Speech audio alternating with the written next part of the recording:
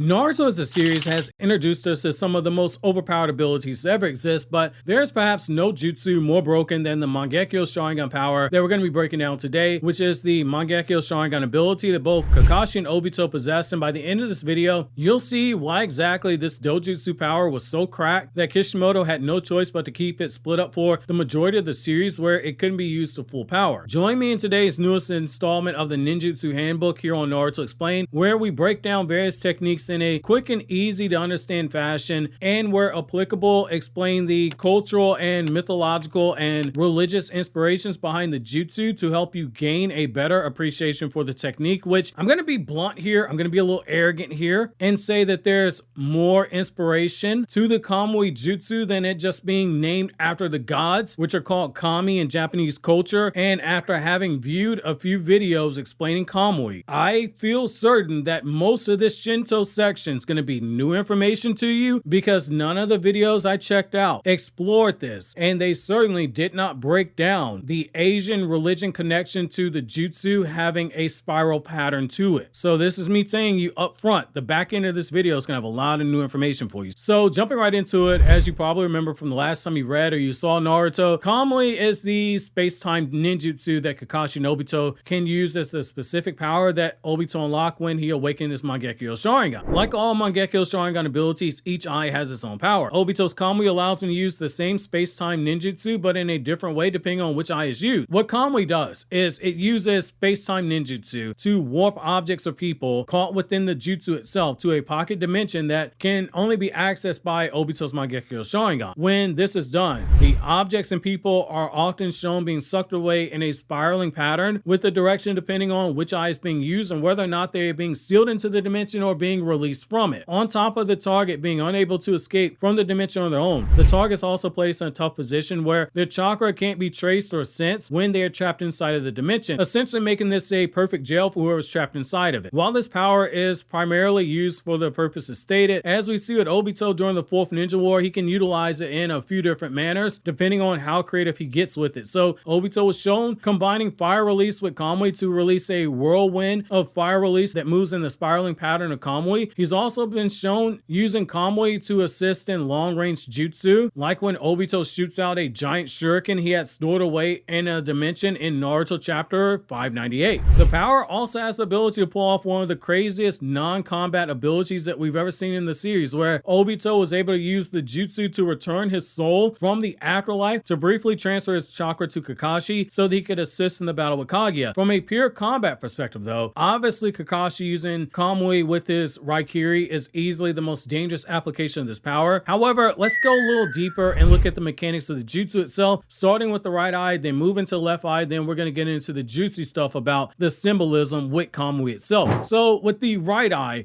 the user gets a short-range version of Kamui. This is what you see when Obito makes himself intangible. He's basically removing whatever parts of his body he applies Kamui to. He gets sent to the dimension long enough for attacks to pass through him. There are limits to what this power allows you to do for this particular application. The first is that he can't physically engage with something that he wasn't in contact with prior to the jutsu being used, something Minato figured out during the fight, realizing Obito had to turn solid before attacking. The other weakness is that Kamui has a 5-minute time limit on how long you can stay intangible to avoid attacks, something that Konan figured out before their battle. Another weakness to Kamui is that if you can get your attack or yourself transported to the Kamui dimension, you can damage the body parts of Obito that are in that dimension when he makes himself intangible, something that Kakashi figures out in Naruto chapter 597 and sends Naruto's shadow clone into that dimension. The jutsu allows the user to travel extremely long distances in a short period of time. It's such a speed and precision that Minato flat out says it is superior to the flying Raijin, which is insane given that Minato got a flee on sight order because of that jutsu. On top of teleportation and intangibility and having access to the Kamui prison dimension, the right eye also allows you to forcibly absorb people and objects you come into contact with or are close enough that you can use the jutsu when they're in range, as shown when he tried to transport Minato into the dimension and when he did suck both of Danzo's guards off into the dimension when Danzo tried to use them to take down Obito in the 5 Kage summit. Another thing of note is that Kamui's power in the right eye allows the user to move freely through barriers and objects and even travel underground at will. The only other downside is that this specific power, when Obito had it, he couldn't use it as a 10-tailed Shinjutsu, which Jesus, if he could, Obito would have won the war. With the left eye of Kamui, you can use the long range aspect to it, which is what you see when Kakashi used it countless times in part 2 of the story, where he targets a specific part of someone or something and he creates this invisible barrier that pulls the target into the center attack, effectively warping it away into the Kamui dimension. Kakashi famously did this with Deidara's arm in the Kazekage rescue arc. However, there are limits to what a person can warp away. It's strongly implied that Kakashi, had he actually gone through with warping away the Bijudama that the tail beast that Obito was controlling fired off, it would have killed Kakashi. At first, when using his power, it took Kakashi a long time to use the jutsu, needing several extended moments to gather chakra for it. But by the time of the 5 Kage summit, he's able to use it fast enough to warp away Sasuke's Susanoo arrow at damn near point blank range, which is impressive. For obvious reasons, Kakashi had limits when using his jutsu. Him not being an Uchiha made it more taxing for him to use the Mangekyō Sharingan powers, going from a limit of only 3 times a day to being able to use it more than that during the Ninja War, well before Naruto started sharing his chakra with him. When both eyes have Kamui inside of them or are in extremely close proximity to each other, the speed at which the powers are used are doubled, which is insane when you look at just how fast the right eye of Kamui is. Minato is a master of the flying Raijin to the point that he is considered the master of it, and Minato barely escaped using the jutsu, which means had Obito been in possession of both Mangekyō, even the flying Raijin, that speed would have been inferior to it. The other benefit that having both Mangekyō does is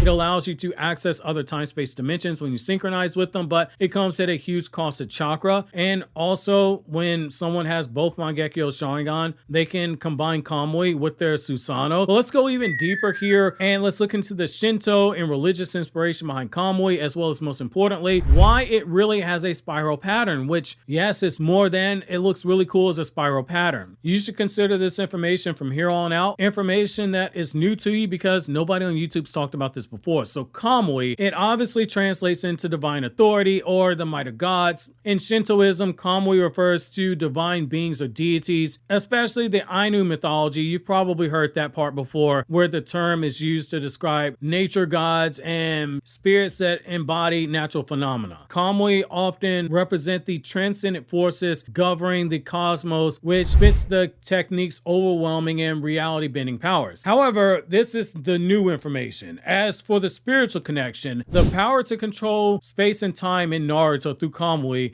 it reflects that divine aspect. It mirrors the godlike ability to manipulate the natural order, blending the boundary between the mortal world and the higher divine realm. This is especially fitting considering the Uchiha clan, they descend from Hagoromo Otsutsuki, who himself holds a godlike status in the shinobi world, which is why this power from a descendant from Ainger's clan would awaken in Obito, and Obito would use this power to synchronize in order to enter into the realm of another god in the form of accessing one of Kaguya's dimensions. The Otsutsuki are presented as gods in universe, going right back to the divine aspect of Kamui itself. Getting even deeper into it, the symbolism and the swirling pattern that you see when Kamui is activated, it gets even crazier. So the swirl in Japanese culture is really big. So the swirling pattern that accompanies Kamui's activation, it bears strong symbolic roots, whirlpools and vortex imagery. So in Japanese culture, whirlpools, they symbolize both chaos and cosmic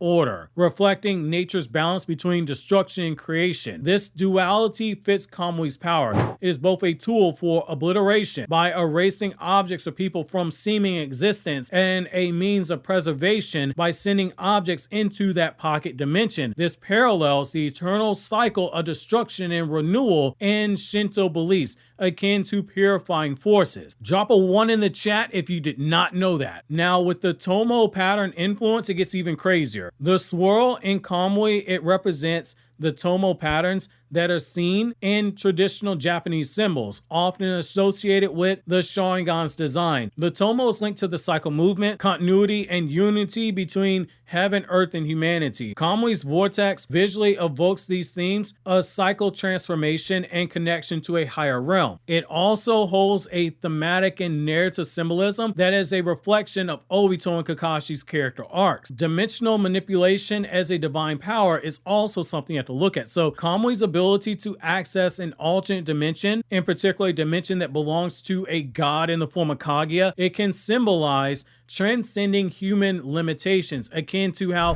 ancient deities in Japanese culture are often depicted as being able to traverse realms. It is also reflective of the Uchiha's tragic role in the series as both being powerful and cursed, handling divine power that isolates them from ordinary humanity, especially when they awaken the Mangekyō Sharingan, which gives them additional godlike powers, much like how divine beings are separated from mere mortals, just as the Uchiha clan are a cut ahead of other mere shinobi. Also, you have the themes of isolation and escape. Kamui's ability to disappear into another dimension can be seen as a symbolism for escape, secrecy, and solitude, all very central themes to Obito's character arc. The swirling vortex that consumes objects represents the cycle of his emotional isolation, retreating into a void of his making after suffering immense emotional pain. Think about what happened that caused him to awaken the Mangekyō, the death of Rin, someone he loved. This is even more fitting when you realize that multiple jutsu that are used in the series,